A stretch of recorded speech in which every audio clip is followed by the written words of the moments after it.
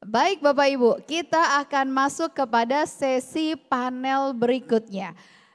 Ini merupakan sesi panel diskusi terakhir dengan topik Commissioner's Role in Strengthening Internal Audit.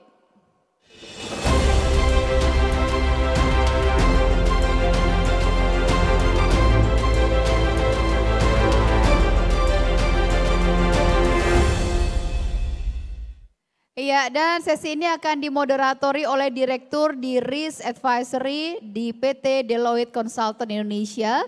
Beliau memiliki expertise pada peningkatan proses bisnis, manajemen risiko, dan sistem pengendalian internal. Karirnya juga mencakup peran penting di Korsa Global sebagai Global Internal Audit Specialist dan di PwC sebagai Senior Associate di Financial Audit. Dan beliau juga memiliki sertifikasi dari Certified Internal Auditor CIA, Audit Committee Practices CSCP, dan Indonesia Internal Audit Practitioner IIAP. Baiklah, langsung saja kita berikan tepuk tangan kepada moderator kita Bapak Abdiansyah Prahasto.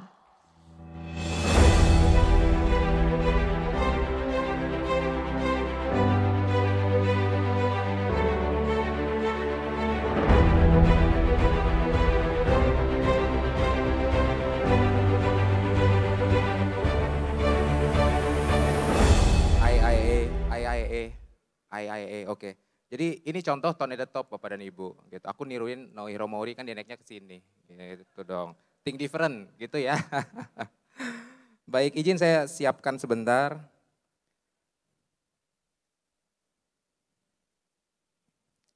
Baik, bismillahirrahmanirrahim. Assalamualaikum warahmatullahi wabarakatuh. Salam sejahtera untuk kita semua. Om Swastiastu, Namo Buddhaya. Salam kebajikan, Rahayu. Selamat pagi Bapak dan Ibu sekalian. Walaupun udah siang, di sini kita semangatnya harus selalu pagi gitu ya.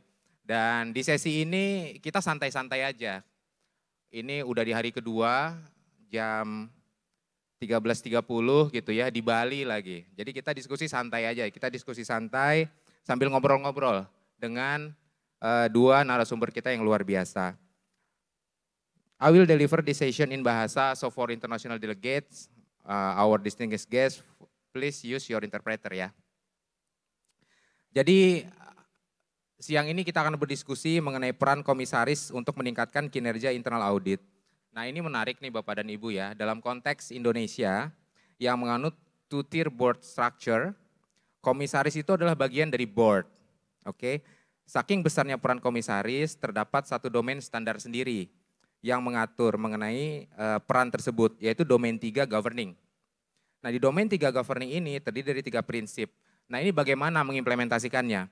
Karena kalau di internal audit di Indonesia, itu internal audit kita itu serving to masters.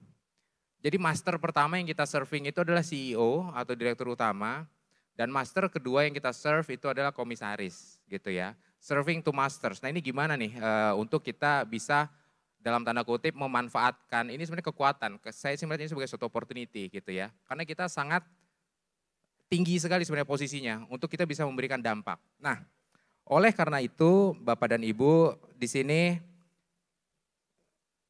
saya akan mengundang dua narasumber kita yang luar biasa. Nah, tapi saya akan mengundang kedua narasumber ini dengan membacakan pantun. Ya. Makan nasi campur, aduh enaknya. Supaya segar minum jus kiwi. Mari kita sambut narasumber selanjutnya. Bapak Fauzi Ihsan dan Ibu Lindawati Gani. Silakan naik ke panggung Ibu Linda dan Pak Fauzi.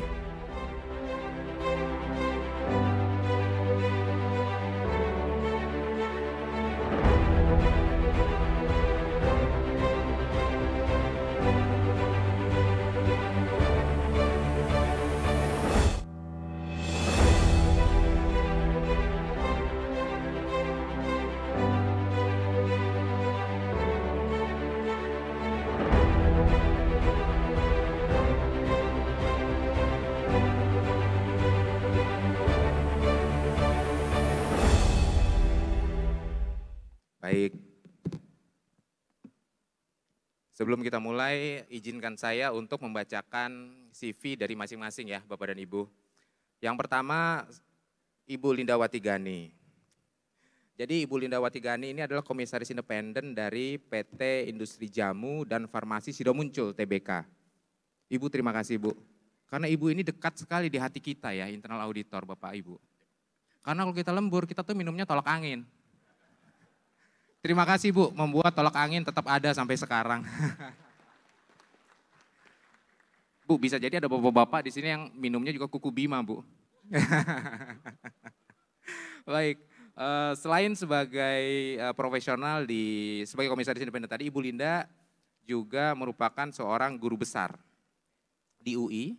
Beliau menyelesaikan sarjana dari UNAIR, MBA dari IPMI, afiliasi dengan Harvard, MM dari UI dan doktor dari UI juga gitu Ibu ya. Nah, beliau juga merupakan anggota Dewan Pengurus Nasional Ikatan Akuntan Indonesia, anggota Professional Accountants in Business, PAIB Advisory International Federation of Accountants, lalu Majelis Kehormatan Etik BPK.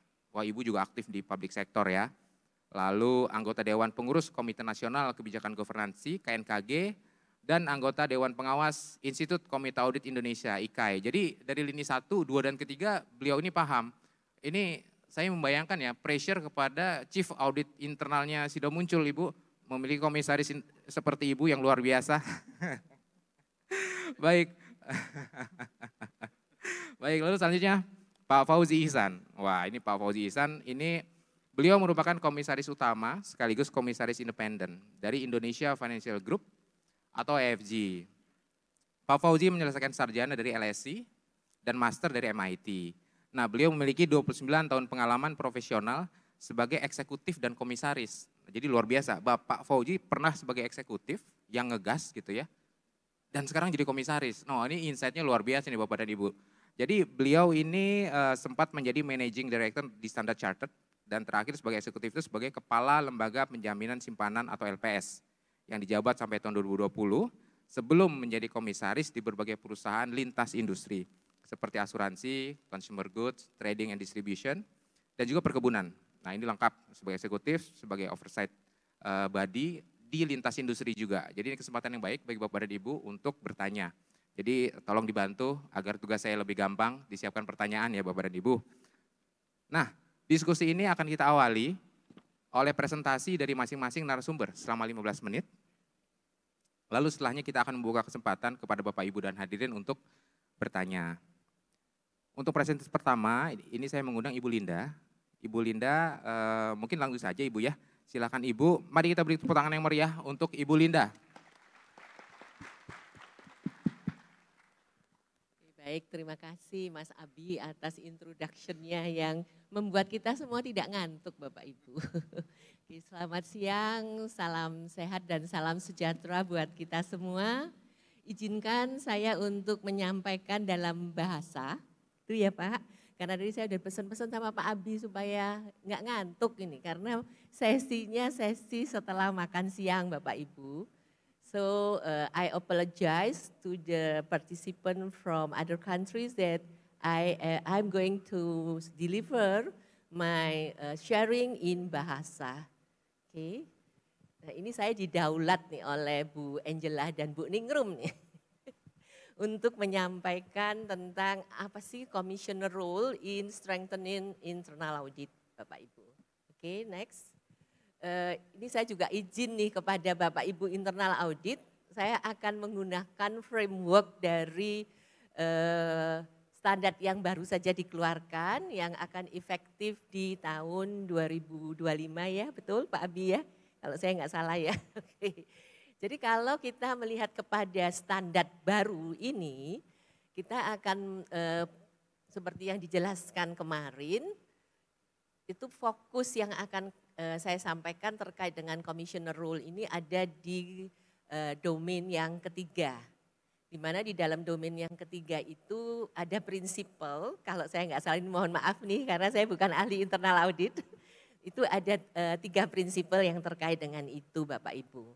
Namun yang paling penting sepertinya di dalam mengimplementasikan ini kita harus memiliki suatu governance yang appropriate ya, yang tepat untuk bisa melaksanakan fungsi internal audit dalam konteks ini. Sehingga Apa itu yang dibutuhkan? Yang dibutuhkan adalah komitmen dari boardnya sendiri, which is kalau di Indonesia seperti kita ketahui Indonesia memiliki two-tier system atau two-tier system ya, two-board system sorry, itu berarti ada pemisahan antara Dewan Komisaris dengan direksi.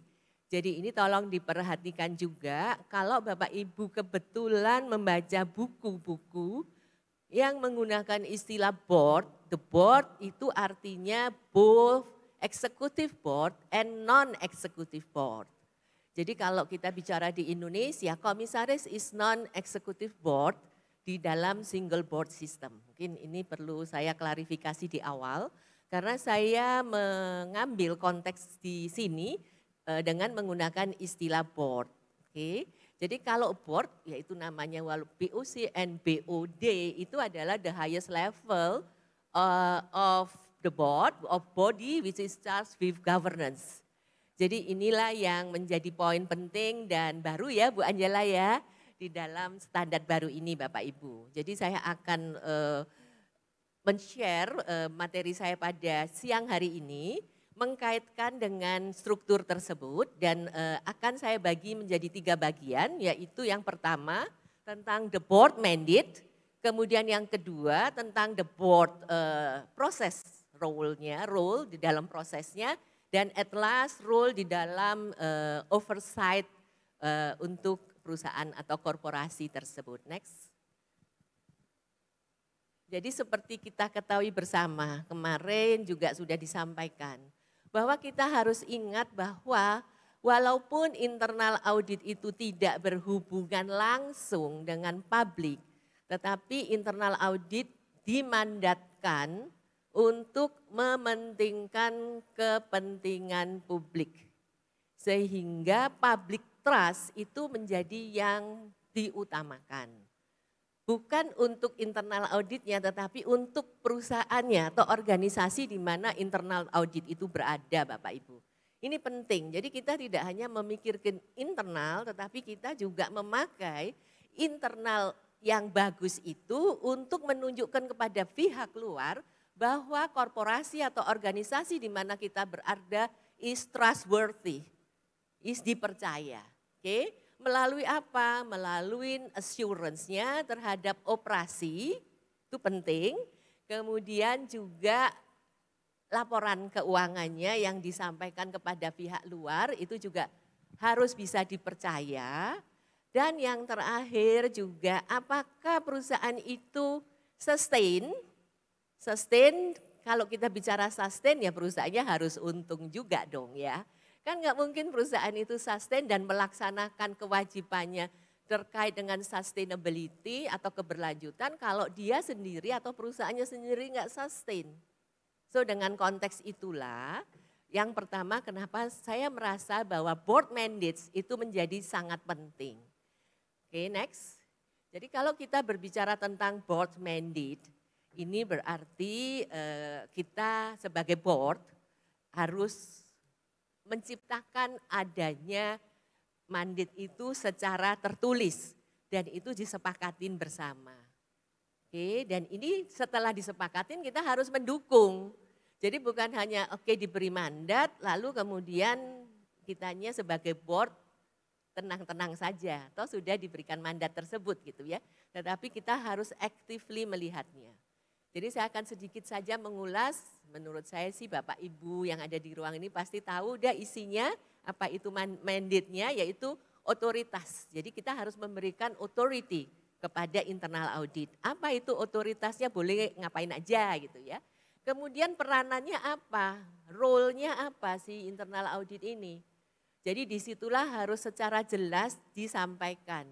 Jadi misalkan kalau sesi sebelum ini kita berbicara tentang isu baru tentang sustainability, ya nantinya harus juga dicantumkan di dalam internal audit charter ini bahwa konteks skopnya bukan hanya sekedar keuangan, operasi tetapi termasuk sustainability. Karena apa? Sustainability yang dilakukan oleh perusahaan itu harus embedded in the operation of the company.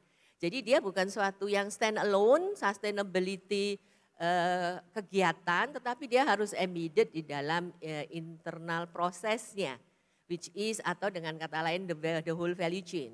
Kemudian selain role-nya juga tanggung jawabnya apa saja, itu juga harus jelas Bapak Ibu. Dan selain dari itu dia juga harus diberikan scope sampai sejauh mana, jadi misalkan kalau chief audit eksekutifnya ada di holding, apakah yang bersangkutan juga harus bertanggung jawab sampai dengan sejauh mana yang ada di subsidiary.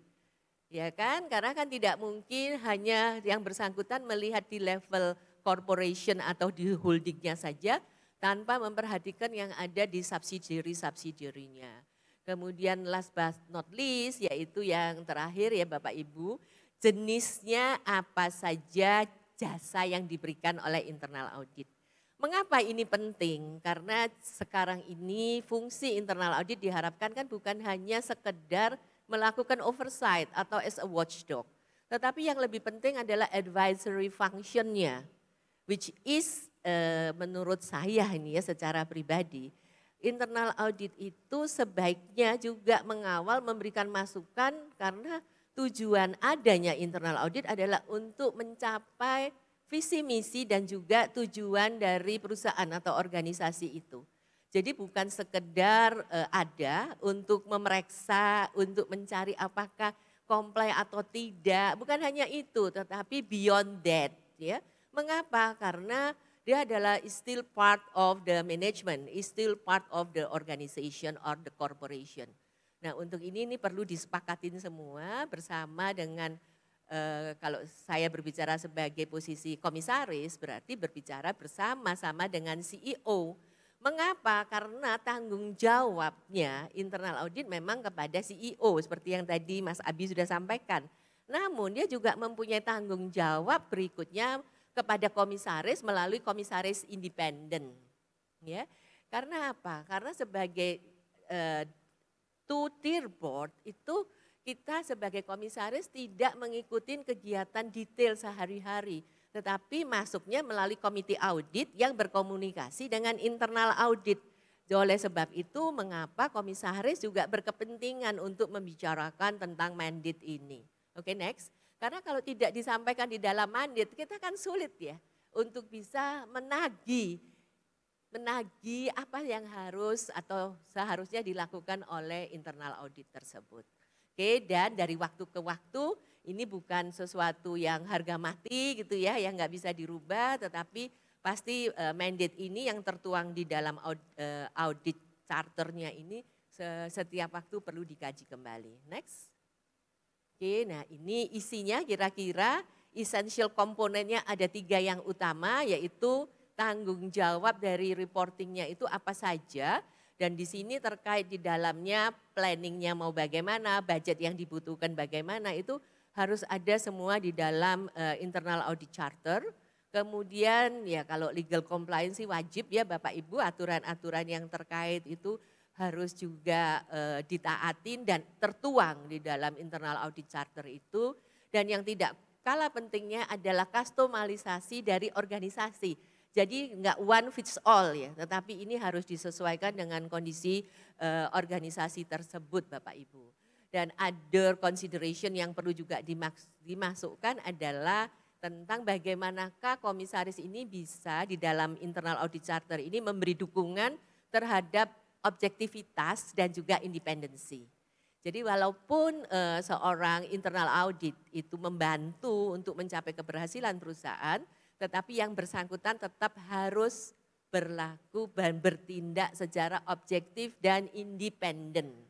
Karena apa? Karena dia is not the executor actually, tetapi dia memberikan oversight dan juga memberikan advice atas itu. Sehingga harus juga dicantumkan bahwa unrestricted access itu harus diberikan kepada internal audit dan itu sebaiknya juga dituangkan di dalam internal audit charter. Dan communication yang bagaimanakah yang diharapkan untuk itu terjadi antara internal auditnya dengan komisaris yang sekali lagi biasanya kan melalui audit committee dan komisaris independennya. Lalu diharapkan juga audit proses yang bagaimana yang sebaiknya dilakukan dan yang tidak kalah penting adalah quality assurance ya dari hasil kerja itu Dan otomatis kalau kita bicara quality assurance ya kita mau tidak mau berbicara tentang improvement yang bisa dilakukan atau diharapkan bisa diberikan oleh internal audit tersebut. Dan yang terakhir siapa yang approve everything itu. Kalau internal audit charter approvalnya ada di CEO kan Bapak Ibu, seperti Bapak Ibu sudah aware of it, tetapi biasanya memang dikonsulkan dengan komisaris ya, dalam hal ini biasanya dengan komisaris independen yang menjadi partner kerja dari internal audit. Oke, jadi ada komunikasi tersebut sebelum diketok. Begitu juga pada saat penunjukan Chief Audit Eksekutif itu juga disetujuin oleh komisaris. Next. Oke, ini yang pertama dari sisi mandate. Ya, yang berikutnya saya akan menyampaikan atau sharing tentang role yang kedua yang bisa dilaksanakan oleh komisaris independen dalam hal ini yaitu support role. Support role apakah yang bisa diberikan ya selama ini di dalam saya menjalankan fungsi sebagai peran sebagai komisaris independen. Next.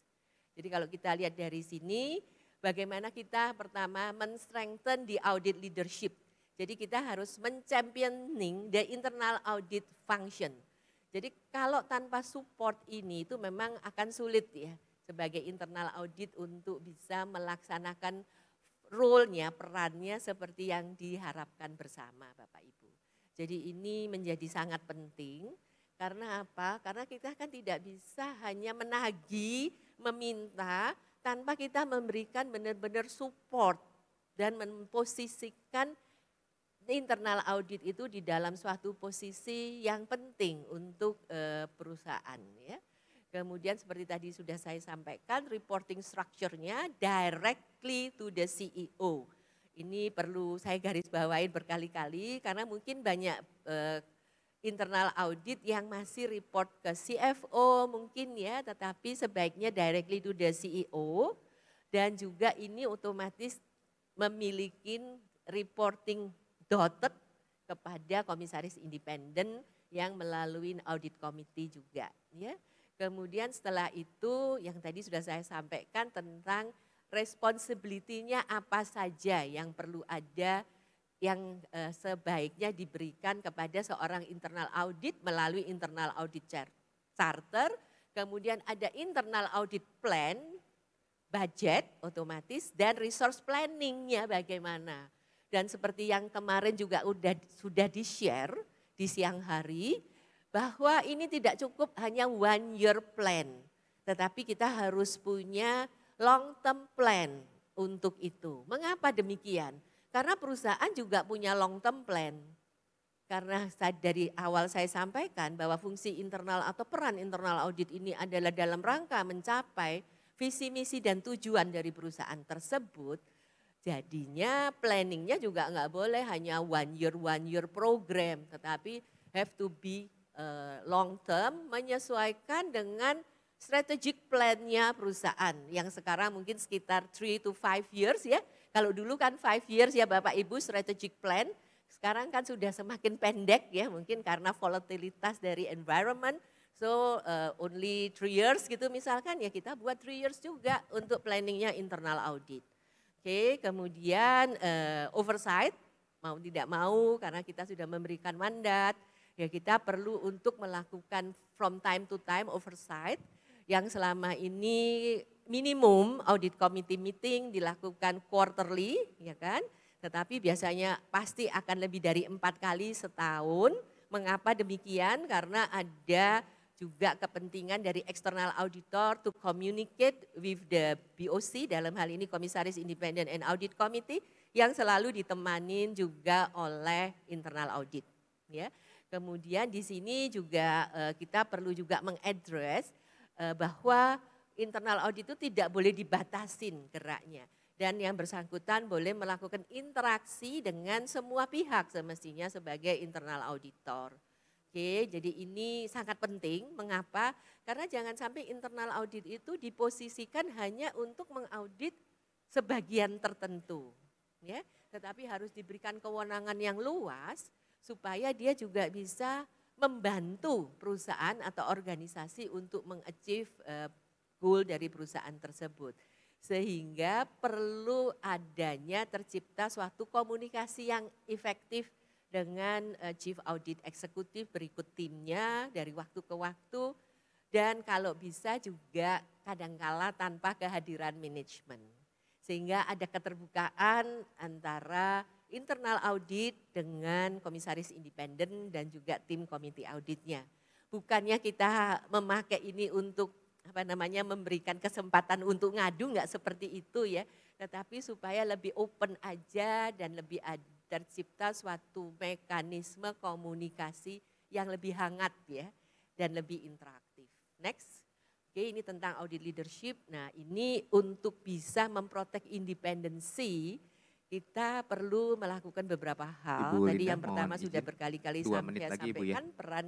2 menit lagi boleh. Oke, tentang ini kemudian juga tentang annual confirmation bahwa yang bersangkutan adalah still independent, kualifikasinya perlu apa saja, dan mungkin yang saya harapkan untuk saya garis bawain itu adalah tentang internal audit harus perlu memahami tentang operasi bisnis proses perusahaan, itu is a must. Karena apa? Karena kalau kita berbicara implementasi strategi, risk management yang harus dipahami oleh internal audit, mau tidak mau dia harus paham internal prosesnya, harus paham value chain-nya, dan yang tidak kalah penting adalah paham industrinya juga. Oke, next. Nah, ini bagian terakhir yang mana oversight. Give me 2 minutes more, Pak. Oke, untuk peran ataupun dari sisi oversight setelah proses tadi, next. Jadi di dalam oversight role ini kita pasti akan secara berkesinambungan melakukan komunikasi supaya kita selalu memahami bersama mandatnya apa.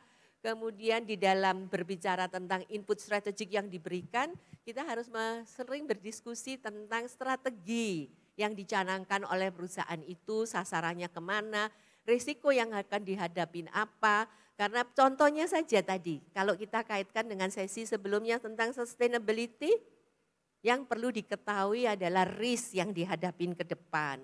Strategi apa yang kita akan implementasikan. Di internal audit perlu mengetahui ini.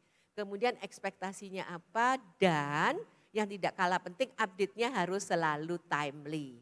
Dan yang bawah itu kita sebagai komisaris juga mendapat insight Bapak Ibu. Jadi bukannya kita yang nge-push terus ya, tetapi dari hasil kerja Bapak Ibu sekalian yang sebagai internal audit, kita juga memperoleh insight. Bagian manakah yang perlu di-strengthen, misalkan kemudian governance-nya yang bagaimana yang perlu diperbaiki to cope up with the situation yang diberikan inputnya tadi atau insight-nya dari internal audit. Dan ini yang perlu saya garis bawahi lagi, align with the goal. Jadi oversight-nya itu harus selalu selaras dengan apa yang ingin dicapai oleh perusahaan. Bukan hanya sekedar hanya mengetahui, oh ya sudah ngelakuin ini, tapi ada keselarasan enggak sih dengan capaian goal dari perusahaan itu. Oke, next ini my last slide. Oke, jadi ini yang perlu dipastikan yaitu keberadaan kecukupan sumber daya. Resources is very important untuk melaksanakan fungsi atau peran internal audit dengan baik. Dan di sini perlu diketahui berapa SDM yang dibutuhkan, kecukupannya bagaimana. Kalau enggak cukup berarti bagaimana. Ini perlu dibicarakan dengan komisaris ya Bapak Ibu. Jadi selain juga otomatis dengan CEO Bapak Ibu, tetapi komisaris independen adalah pihak yang bisa juga diminta untuk mendukung. Kemudian yang terakhir tentang quality. Nah kalau kita bicara quality, kita berbicara tentang kompetensi. Ya, dan kompetensi berarti dari waktu ke waktu kita harus juga berbicara tentang itu. Kemudian apa saja yang kita harapkan untuk bisa dilakukan, reporting apa yang kita harapkan. Dan yang terakhir adalah apakah internal audit tersebut sudah efektif dan efisien. Saya tidak terlalu suka semestinya memakai istilah efisiensi, semestinya saya lebih prefer kepada optimalisasi dari beban yang sudah dikeluarkan oleh perusahaan dalam rangka untuk mencapai goal tersebut. Sekian mungkin sharing saya, nanti mungkin kita akan lebih intens berdiskusi. Terima kasih, saya kembalikan ke Mas Abi. Baik, terima kasih Ibu Linda. Luar biasa Ibu. Jadi key point dari presentasi Ibu tadi itu bahwasanya adalah internal audit itu harus selaras. Karena harus selaras ada strategic plan, artinya internal audit harus strategik gitu ya. Nah, untuk bisa strategik itu seperti apa dan bagaimana bisa memberikan value untuk meningkatkan kinerja perusahaan. Nah, ini nyambung dengan Pak Fauzi yang mau Pak Fauzi bawa ini. Jadi kita langsung saja untuk presentasi kedua saya mengundang Pak Fauzi. Pak Fauzi monggo mau bahasa Indonesia, bahasa Inggris, mau mix-mix juga silakan Pak. Right. Thank you. Ladies and gentlemen, it's always difficult to be a speaker after lunch, especially the last speaker. I'm not an accountant, I'm not even an auditor, but I've been a user of auditors. And my slide, please. The way I see the internal auditor is the unappreciated corporate guardian. So I have to admit that as my career as CEO, the internal auditors have saved my life, protected my career, protected the institution that I led. So I'll try not to speak for too long. You can have the slides if you want. Next, please. Next. So basically, the Board of Commissioners, or the Board of Supervisors in Indonesia, the management, management of corporations in Indonesia is typically made up of two boards. As Professor Linda said, the Board of Directors, led by the CEO, basically overseeing strategy and business operations, and the Board of Commissioners, coordinated by President Commissioner. Yeah, I don't like to say I lead because this is a collective collegial board. Yeah. I don't have, as a chairman, I don't have a veto right, unlike the President Director typically in a corporation. The frequency of BOD, BOC meetings, they vary. Okay. From monthly, I'm President Commissioner or Chairman in IFG, Indonesia Financial Group. It's a state-owned conglomerate. We have issues to handle, and therefore we have more frequent meetings, like monthly basis. But I also sit on the board as independent commissioner at corporates like Unilever, the Indonesian subsidiary of Sime Darby, and because there are less of pressing issues on day-to-day basis, so we get to meet every quarter. The BOC is supported by committees. There's the audit committee, typically chaired by independent commissioner, that gives advice on audit and compliance matters. There's a risk management committee, usually chaired by independent commissioner, but if there's absence of independent commissioner because the independent commissioner is already managing another committee, like the audit committee, then it could be chaired by any commissioner. There's nomination and remuneration committee, which gives advice on staff promotion and rotation. And for a conglomerate like IFG, there's an integrated governance committee. Now, Internal Audit Division unit has more resources than audit committee, and the Internal Audit Division unit, or unit, typically reports to the CEO. So this is the arrangement. There's pros and cons. We can discuss about it. Next, please. The challenges of the corporations. Corporate crisis still happens, and often, in spite of all these protections, safeguards, but they still happen. FTX, Enron, Theranos, Asabri, which is the pension fund for the military and police, LPS, the deposit insurance agency, which I led for 5 years. I personally I had to liquidate 39 banks. I had to approve the arrest of more than 30 bank owners and executives. And typically, all this happened because of frauds. Yeah? I mean, most of the 39 banks that I approved for liquidation as CEO of Indonesia Deposit Insurance Corporation, they failed because of frauds. Either frauds committed by the bank owners or frauds committed by the bank executives. Okay, Jiwasraya, which is an insurance company, it's a life insurance company, which had to be bailed out through IFG.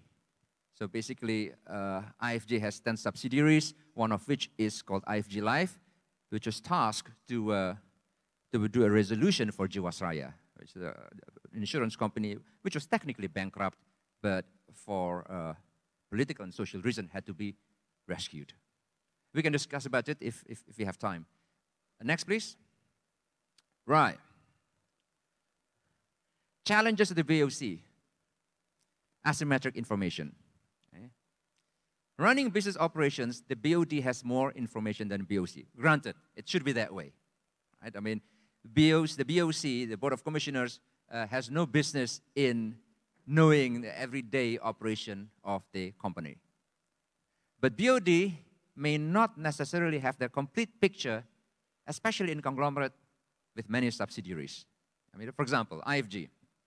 IFG is a holding company with 10 subsidiaries, and there are many things happening in subsidiaries, and the management of the holding company cannot, at any given moment, understand what's going on with all the 10 subsidiaries. It's just physically, humanly impossible. Now, if the BOD of the holding company doesn't have all the complete picture in a timely manner, then the BOC will have a even more lagging knowledge or information. Okay? Because internal audit unit does not report to BOC, information provided may not be timely and complete. Okay? Now, if BOD-BOC relations are poor, and I'm not saying that that's my experience, but we have seen corporates, companies, where the relationship between the BOC and the BOD is so bad, it's just toxic. Toxic for the two boards, toxic for the corporation. Now, if the relationship is poor, then internal auditors may be pressured not to disclose the full picture to the BOC. That's a risk. And I've seen that happening in some companies. Right? Because the internal auditor reports to the CEO, okay, and the CEO does not want to disclose everything to the BOC because maybe he's concerned, or he or she is concerned that the BOC is going to be scrutinizing. So the CEO can tell the internal auditors, hey, you know, before you go to the BOC, you come to me first and tell me what you're going to disclose to the BOC. Yeah, it happens. Yeah, it's life. Okay? And the given walls of governance, the BOC cannot intervene directly into business operations to get more information. So even though, let's say, BOC understands that the BOD is not disclosing sufficient information, BOC cannot go directly into the structure of the corporation and, you know, call people who are BOD -1 or -2 for information. That is, you know, governance-wise, is wrong. Yeah? Now, limited information to BOC hampers its ability to supervise and could accelerate crisis in a company, especially if the first and second lines of defense and risk management is not functioning. This is what happened with the failure of Lehman Brothers, an investment bank in the US that collapsed during the global financial crisis in 2008. Another issue is there's an overlap of responsibilities, let's say between the business transactions unit and risk monitoring. This happened with the failure of Barings Bank in 1996. Then there's if culture of fraud and malpractice is embedded and tolerated. This happens in many companies in Indonesia, right? Jiwasraya, most of the banks that I had to approve as for liquidation when I was in IDIC or LPS. Information gathering is manual, not IT-based, without proper verification and validation on data quality. You know, information gathering and calculation of reporting can be so bad that at one stage, as chairman of IFG, I made it a precondition for recapitalization that one of the subsidiaries implement iCover. Okay? Just to make sure that, you know, if we're going to inject more capital, more money into this subsidiary, that money is going to be well spent, and more importantly, the reporting of business activities, of financial transactions will be done in a correct manner. The quality of financial reports is poor and misleading, geared towards overstating profits, and this happens. Right? I mean, sometimes the BOD, because they are under a lot of pressures to generate profits, they approve the booking of profits upfront, even though, let's say, the revenue should be amortized over several years, but because of revenue pressure, profit pressure, they do it. And maybe the internal auditors are under pressure, so they approve, but that will just accelerate a crisis. Lastly, BOD is intentionally covering up. Okay, this does not usually happen, but it has happened. Okay, next please. How long do I have? Berapa lama lagi? 6 minutes. All right, okay. Risk management, structure in the theory, it looks good, but always actions speak louder than words. You know, no matter how good a structure in risk management, in audit functions, but if the people don't have the will to implement it, it won't fly. You know, it's just like you may hire the most expensive consultant in the world. You know, you pay $1 million, $2 million, you know, and they provide you the best corporate blueprint. But if you don't use it, then it's just a waste of money. Likewise, you can have all the structure in risk management, in internal audit, and so on and so forth. But if there's no will, then it's just accessories to corporation. Next, please. Okay, next, please. Okay. BOD, BOC, the internal auditors in different setups. Now, it's very important that the operations, the tone, the functioning of these three units, or three bodies, the BOD, BOC, and internal auditors, they vary from company to company. Basically, ownership and business structures often set the tone. The simplest way is the single company. That's the simple structure, okay? Whereby the BOD, BOC, and internal auditors function as in normal business structure. Pretty easy, straightforward. More complicated is in a conglomerate. Especially, BOC and internal auditors of the holding company must command deeper knowledge of the subsidiaries. Because when you consolidate the financial reports, especially if the holding company is just a passive holding company, okay, with a minimal balance sheet, and all the big balance sheets are managed by the subsidiaries, then the BOC and the internal auditors of the holding company must understand the businesses of the subsidiaries. It's a must. And it will be a challenge if the BOCs of the subsidiaries and the internal auditors of the subsidiaries are weak. Which means that you as a BOC of the holding company must come down to the subsidiaries, but there's a wall of governance that you have to bear in mind. You can't just go, you can't go interfering into the management of the subsidiary, and especially the management of the, you can't just interfere in the management of the holding company, especially the management of the subsidiaries. So you have to go through the board of commissioners of the subsidiaries. Likewise, the internal auditors of the holding company must go through the internal auditors of the subsidiaries. And this gets complicated if, as I said, the BOCs and the internal auditors at the subsidiary level, if they're weak. Yeah. Okay. Then you have state-owned enterprise, BOMN. And there are additional stakeholders with their own audit capabilities that must be considered. Who are they? The Ministry of State Enterprises. Yeah. The Ministry of Finance as the legal owner of the corporate. The Supreme State Auditor, BPK, who can determine the existence of state loss or kerugian negara. Then you have the Financial and Development Supervision Board, BPKP. Yeah, so you have all these institutions that you have to consider, you have to work with, if you are managing a state-owned enterprise, even if you're the BOC of the state-owned enterprise. Then you have the multinational corporation, the MNC.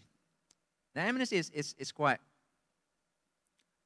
different in a way that the head office and the internal auditors are often more feared by the local staff than the BOC and public accountants, because they can basically have an impact on the career of the staff of the local of the subsidiary corporation. For example, I remember I was working in a bank, in Standard Chartered Bank. I was in the dealing room, and internal auditors came from Singapore.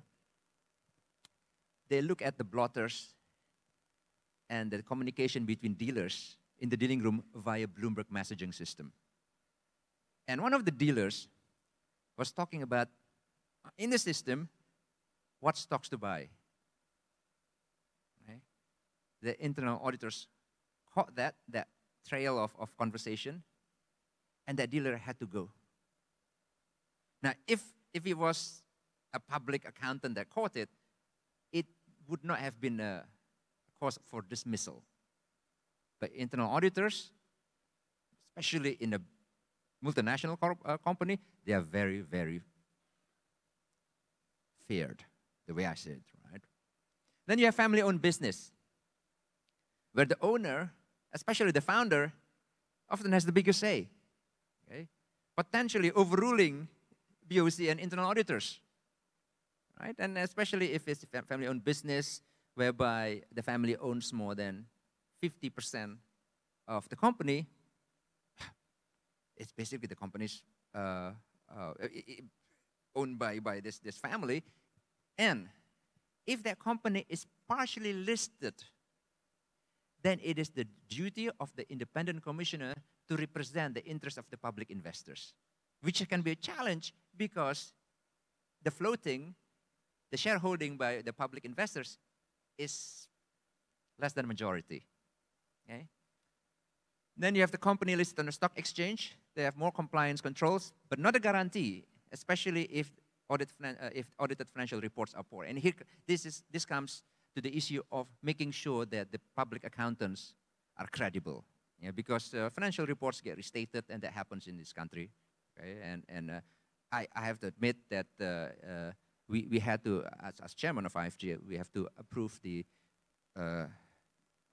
restatement of financial reports of subsidiaries. 2 menit lagi ya. Okay.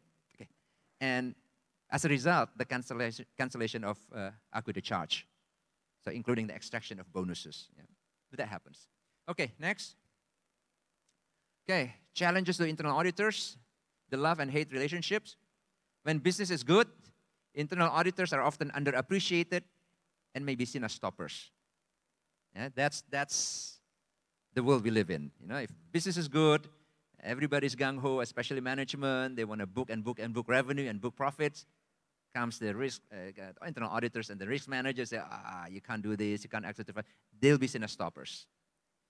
But in a corporate crisis, the internal auditors are often get blamed for lack of awareness.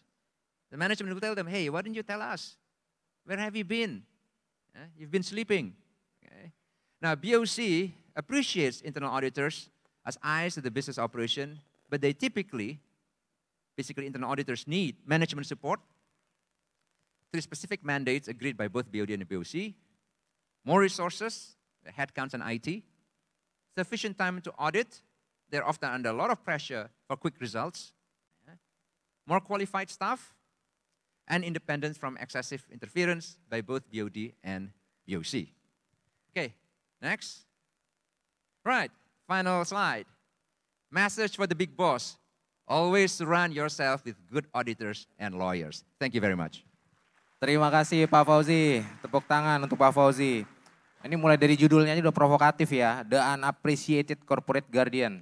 Ini biasanya yang di unappreciated itu biasanya itu superhero. Nah jadi tepuk tangan buat kita sekali lagi. Kita ini superhero sebenarnya. Gitu ya Pak ya. Baik.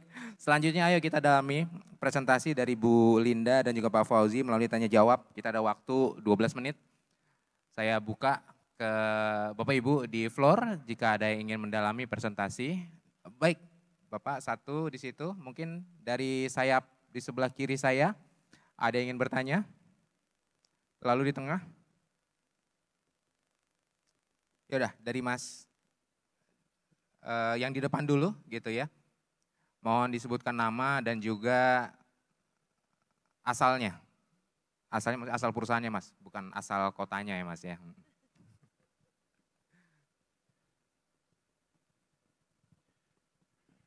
Terima kasih, selamat siang. Saya Niko dari Protelindo Group.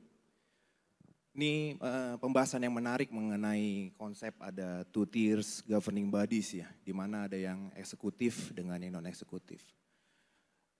Yang eksekutif itu punya fungsi pengawasan yang dilakukan oleh internal audit. Nah, sedangkan yang non-eksekutif yaitu BOC, fungsi pengawasannya dipegang oleh komite audit, di mana fungsinya lebih global, menyeluruh. Berangkat dari kasus-kasus yang tadi Pak Fauzi sampaikan, Asabri dan seterusnya. Saya mungkin ini pertanyaan ya, kenapa nggak dibuat satu unit yang memiliki fungsi pengawasan yang lebih detail di bawah non-eksekutif. Artinya kan selama ini kami di korporasi swasta kan melakukan fungsi pengawasan internal audit, tapi nggak ada yang mengawasi kami secara, bukan mengawasi kami, melakukan hal yang sama tapi mempunyai independensi yang jauh lebih clear gitu ya. Nah seperti contoh Pak Fauzi tadi banyak ada beberapa contoh fungsi eksekutif dan non-eksekutif yang toksik ya, yang hubungan nggak baik ya. Nah mungkin itu Pak pertanyaan dari saya. Terima kasih. Iya, baik. Mungkin ini menarik juga ya. Mungkin pertanyaan ini saya arahkan juga ke Ibu Linda nanti untuk menambahkan ya dari perspektif Ibu melihat dari sisi Ibu kan lihat ada di berbagai asosiasi di dunia juga perkembangan ini seperti apa gitu ya. Mungkin Pak Fauzi mau langsung menjawab? Pak, diarahkannya Pak Fauzi dulu. Nanti Bu Linda menambahkan. Kalau saya sih simple ya, dalam arti kata begini, kita harus beroperasi dengan struktur yang ada. Ya. Karena untuk merubah struktur, apalagi kalau udah perusahaan sudah listed, udah go public, itu tidak mudah. Ya. Yang penting itu adalah orangnya. Ya. Karena kalau strukturnya bagus, semuanya bagus, tapi orangnya kurang, ya itu, ada pepatah, you throw peanuts you get monkeys gitu loh. Jadi sorry, I'm not saying that. Intinya adalah walaupun strukturnya bagus, kita yang paling penting itu adalah orangnya. Jadi screening, ya, rekrutmen di level internal auditors, di level committee audit itu harus tepat. Karena konflik itu bisa terjadi dengan struktur apapun. Intinya begitu. Mungkin Bu Linda bisa menambahkan. Terima kasih atas pertanyaannya Pak. Cukup challenging nih pertanyaannya. Saya echoing yang disampaikan oleh Pak Fauzi ya tadi. Kalau kita lihat kembali, apakah memang butuh suatu pengawasan yang sedemikian ketat ya Pak ya? Karena kalau kita pahamin bersama, harapannya itu adalah di setiap perusahaan atau organisasi itu sudah otomatis embedded internal control ya Pak awalnya. Jadi semestinya kan tidak menunggu sampai third line-nya turun, yaitu yang di internal audit kan. Itu kalau kita bicara konteksnya executive board ya Pak. Begitu juga dengan di komisaris. Kan komisaris tidak melakukan fungsi yang sama dengan direksi. So itu juga reason why Pak, di komisarisnya sendiri tidak perlu semestinya suatu komite yang sifatnya mungkin tetap di situ ada dan melakukan hal yang sama seperti internal audit. Karena fungsi dari atau peran dari komisarisnya sendiri juga nggak sama kan ya dengan direksinya. Jadi begitu juga dengan organ pembantu dari komisaris sebaiknya juga enggak exactly sama dengan konteksnya internal audit which is lebih detail gitu kan. Jadi saya sangat mengecho yang disampaikan oleh Pak Fauzi Iksan tadi terkait dengan kuncinya adanya di SDM, Pak. Itu utama. Dan juga pemahaman terhadap konteks operasinya, strateginya, risknya apa. Jadi pemahaman yang sama yang harusnya dimiliki dan dipersepsikan, yang diadopt bareng-bareng. Nah, kalau kita bisa meng-align those dan jalan bersama-sama, I don't think there is a need untuk suatu yang detail tadi, Pak. Mungkin pendapat saya. Terima kasih. Saya menambahkan ya, dan ini juga PR bagi komisaris. Ya. Karena kalaupun komisaris mendapatkan luxury, komite audit yang jago, ya, mendapatkan luxury bisa mengakses internal auditor yang jago, tapi komisarisnya nggak ngerti balance sheet, income statement, cash flow statement juga susah. Ya. Jadi ini mesti dua arah gitu ya. Jadi nggak mungkin komite auditnya itu jago, terus internal auditnya jago, tapi BOC-nya membeli ya susah juga gitu ya. Iya, baik. Karena memang dari sisi komisaris juga ini sebagai pembina gitu Pak ya. Dan komisaris ini kan kalau di organ perusahaan itu kan sebenarnya posisinya sama seperti BOD gitu ya di organ perusahaan. Jadi memang kalau misalnya komisarisnya ini kuat gitu ya, artinya juga itu bisa membantu peningkatan kinerja internal audit begitu ya. Bagaimana Mas? Ada follow up question-nya? Monggo silakan kalau ada follow up question-nya.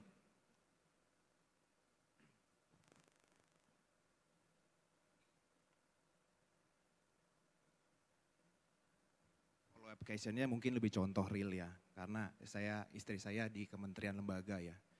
Apa yang dilakukan oleh inspektorat kan interauditnya ya, itu seringkali nggak ketangkep pada saat second layer-nya, istilahnya dari BPK-nya masuk, baru ketangkep gitu. Itu saya ambil contoh seperti itu aja Pak, terima kasih Pak. Jadi sudut pandang yang lebih objektif, independen, itu justru ketangkep dari pihak luar yang memeriksa. Seperti itu. Terima kasih. Itu aja Pak. Terima kasih Pak untuk jawabannya. Ya, makasih Pak. Jadi ketika diaudit sama pihak luar dalam hal ini BPK, ada finding dari BPK yang nggak ketahuan sama internal auditnya gitu. Nah bisa jadi ditanyain ya istrinya Bapak ya, kemana aja nih kok baru ketahuan gitu kan. Kan sering gitu ya. Gitu Pak konteksnya. Ada yang mau dikomenin? Oke mungkin Pak mohon maaf nih saya sedikit nanggapin ya. Mungkin kembali lagi kepada apakah internal audit itu memahami dengan baik the whole proses yang ada di dalam organisasi atau perusahaan tersebut. Dan memang seperti saya ketahui dan kita ketahui bersama, memang di BPK ada audit untuk semacam KAP-nya, external auditor untuk laporan keuangan yang ngeluarin WTP dan sebagainya. Tetapi BPK sekarang juga yang namanya punya yang namanya performance audit. Nah mungkin di performance auditnya inilah yang mungkin BPK menemukan sesuatu gitu ya Pak. Ya mungkin dari sisi inspektorat belum mencapai sana gitu ke dalam operasionalnya. Dan itu mungkin yang perlu kita sepakatin bersama. Bahwa fungsi dari atau peran internal auditor bukan hanya mengawal laporan keuangan. Tetapi lebih dari itu beyond that. Kenapa beyond that? Karena angka itu adalah lag indicator, indikator hasil yang dihasilkan dari suatu proses. If we are talking about proses, kita berbicara mulai dari risk management-nya, mulai dari bagaimana kita memiliki internal control yang baik, kita punya strategi yang baik, kita punya program-program kerja yang memang mengarah kepada pencapaian dari goals dari organisasi itu sendiri. Itu mungkin yang perlu dibedakan ya. Oke, makasih. Saya menambahkan ya, ini kan tadi pertanyaannya kenapa ada temuan oleh BPK yang tidak ditemukan oleh internal auditor ya. Setahu saya di banyak perusahaan, termasuk BUMN ya, internal auditor itu kan third line of defense ya. Jadi banyak baru mengerti ada transaksi setelah transaksinya terjadi gitu ya. Sementara seringkali transaksi-transaksi tersebut dieksekusikan di bawah tekanan. Apakah itu revenue pressure, apakah P&L pressure, whatever lah ya. Dan mestinya yang nangkap itu kepatuhan. Nah, sewaktu saya CEO di LPS ya, semua transaksi yang saya harus tanda tangani harus di pre-approve dulu oleh kepatuhan, risk management sama chief of staff. Ya. Ibaratnya itu template-nya.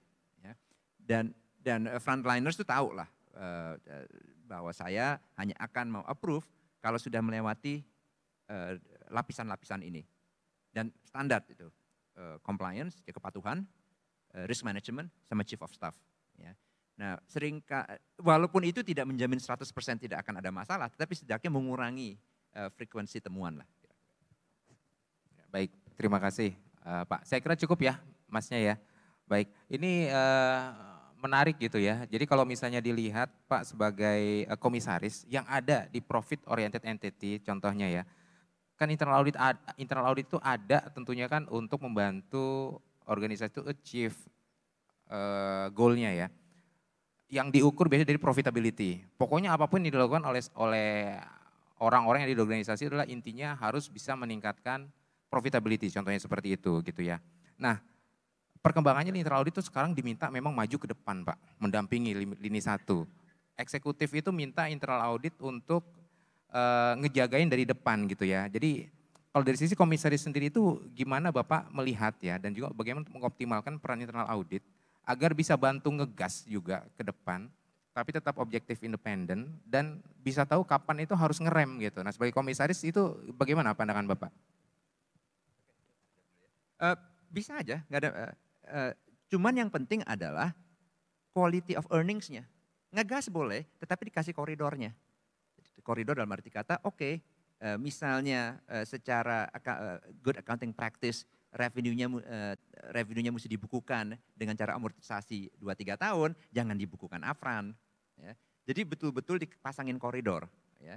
Dan selama transaksi-transaksi tersebut dilakukan dalam koridor, ya digas semaksimum mungkin ya nggak apa-apa. Dan MNC banyak yang melakukan itu. Baik, terima kasih Pak. Kalau dari Ibu Linda seperti apa kalau di private sector gitu Bu? Ya. Saya sangat sependapat bahwa harusnya tidak nunggu third line untuk turun. Jadi first line-nya itu sudah harus memahami risiko yang dihadapi, kemudian sudah tercipta internal control yang baik, jadi nggak nunggu sampai diawasin gitu Pak. Jadi disitulah kalau semuanya memang berfungsi sesuai dengan yang diharapkan, itu harusnya bisa digas, ya kan? Dan as long as the industry is prospering, lalu juga perusahaan itu is making, why not gitu ya, kita juga gas gitu ya. Sebagai komisaris ya Pak, pasti akan direstuin ya Pak Fauzi ya, kita pasti akan ngerestuin itu. Nah namun, kita harus kembali lagi, kalau memang tatanan konteksnya belum siap, ya mau tidak mau kita harus mempersiapkan itu. Jadi saya tidak against untuk advisory dari internal audit itu juga diberikan kepada first line. Karena kan kita bukan cari salah, tetapi kita membangun dan mengembangkan bersama agar start from the first time, in the beginning itu sudah bagus gitu loh. Jadi nggak menunggu sampai diawasin, ya nggak perlu juga risk management in the second line menurut saya ya. Compliance itu sudah harus menjadi every day's work juga, in front juga gitu. Jadi the whole organization-nya sudah sangat melek risiko, kemudian ya tahu kontrol yang baik. So everything seperti yang tadi Pak Fauzi juga sampaikan, kita berjalan bersama-sama. Itu sih. Ini ada 2 tipe hubungan antara BOC dan BOD ya. Tipe pertama ini adalah we are on the same boat together. If the boat sinks, then both of us will sink. Ya. We have to charter our path through muddy waters, ya, but we have to help each other. Ya. Tipe kedua adalah BOC-nya karena lack of trust. Ya. BOC-nya itu jadinya kerjanya kasih disclaimer.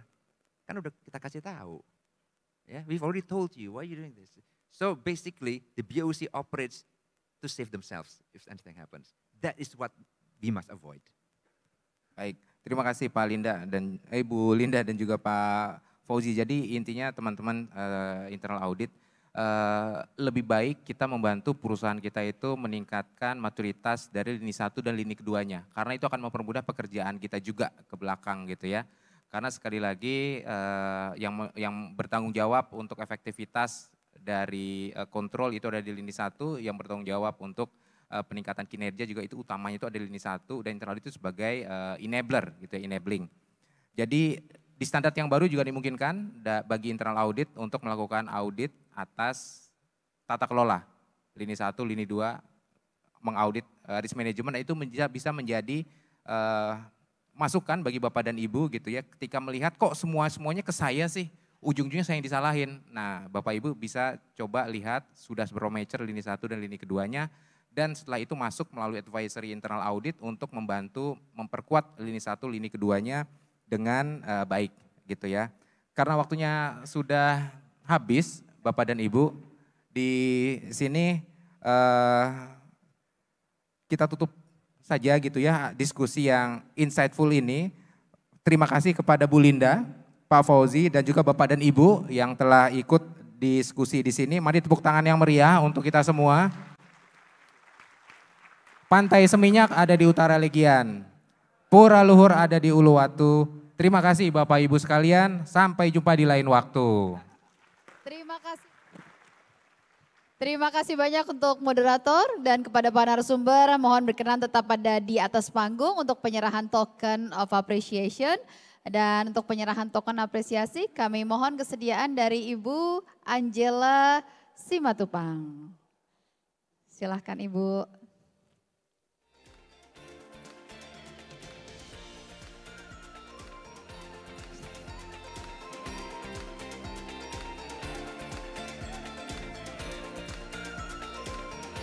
Luar biasa sesi kita hari ini. Bagaimana peran dari commissioners untuk memperkuat audit internal. Tadi disampaikan ada banyak masalah-masalah ya, fraud, ya masalah-masalah yang terkenal isu di negeri ini dan juga internasional yang diaudit dengan fraud. Terima kasih kami ucapkan kepada Ibu Lindawati Gani. Terima kasih banyak.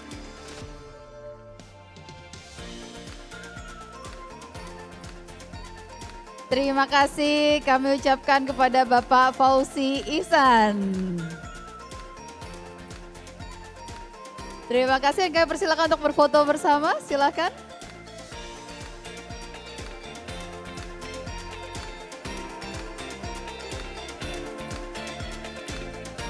Kita berikan tepuk tangan Bapak Ibu sekalian untuk apresiasi dari para narasumber kita. Terima kasih juga untuk Ibu Angela dan terima kasih untuk moderator kita Pak Abdiansyah Prahasto. Terima kasih banyak.